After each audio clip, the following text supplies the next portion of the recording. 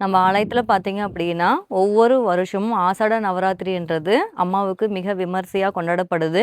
இந்த ஆசாட நவராத்திரி இந்த வருஷம் எப்ப வருதுன்னு பார்த்தீங்க அப்படின்னா, 17ஆம் தேதி அமாவாசை நாள்ல ஆரம்பிச்சு, தொடர்ந்து 9 நாளுக்களும் அம்மாவுக்கு பூஜை, புனஸ்காரங்கள் என்றது நம்ம ஆலயத்தில் மிக சிறப்பாக பண்ணிட்டு வருவாங்க. இந்த ஆஷாட நவராத்திரியில் நம்ம ஆலயத்தில் என்ன சிறப்புன்னு பார்த்தீங்க அப்படின்னா, அம்மாவுக்கு மாலைன்றது இந்த 9 நாளும் நம்ம போட்டுக்கலாம்.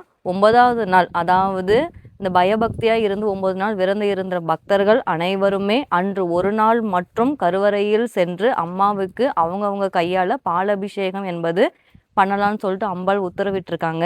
அதனால உங்களோட குறைகள் எது இருந்தாலுமே அதை மனசுல நினச்சிக்கிட்டு அது நல்லபடியா நிவர்த்தி ஆகணும்னு சொல்லிட்டு அந்த 9 நாளும் விரதம் இருந்து அம்மாவை முழு மனசோடு பிரார்த்தனை பண்ணி உங்கள் கையால் பாலாபிஷேகம் பண்ணும் பட்சத்தில் அனைத்து விதமான செயல்களுமே அனைத்து விதமான நலன்களுமே அம்பாள் அருள்வாள் என்பது அந்த 9 நாளுமே மாலை போட்டு விரதம் இருந்து உங்கள் கையால் அம்மாவுக்கு கருவறையில் சென்று பாலாபிஷேகம் செய்யும் பட்சத்தில் உங்களுக்கு என்ன வரங்கள் வேண்டுமோ அத்தனையுமே அம்பாள் அருள்வாள்.